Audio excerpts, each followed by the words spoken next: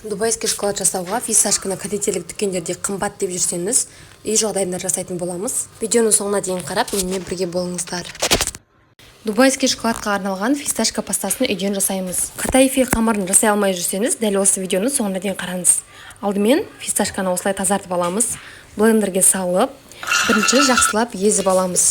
Блендерді осылай тоқтатып тұрып, үзіп-үзіп айналдырамыз. Барлығы осылай ұнтақ болғаннан кейін 3 ас қасық сұйық май құямыз.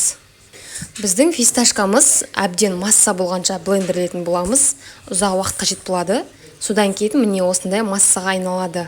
Фисташка пастамыз дайын болды. Дәл осылай жасап, ақшаңызды үнемдесеңіз болады. Кондитерлік дүкенде 3000 теңге тұрады. Келесі кезекте катайфи қамырын дайындайтын боламыз. Ол үшін ұнға үстіне кукурузный крахмал, сұйық май, шым-шым тұз қосып, су құямыз. Барлығын венчикпен жақсылап араластырамыз.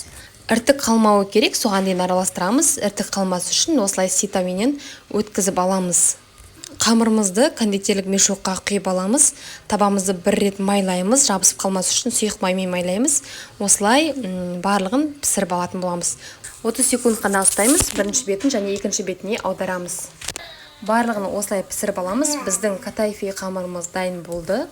Енді барлығын ұсақтап турап майға қуыратын боламыз. Катайфи қамыры кондитерлік дүкендерде өте қымбат тұрады. Үйден жасасаңыздар арзанға шығады. Келесі видеода мен сіздерге дубайский шоколадтың жасалуын көрсететін боламын.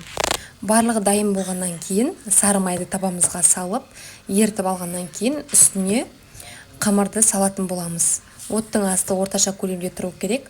Сарғайғанша қуырып алатын боламыз. Келесі видеода дубайский шоколадтың жасалуын көрсететін боламын. Келесі видеоны қараңыздар.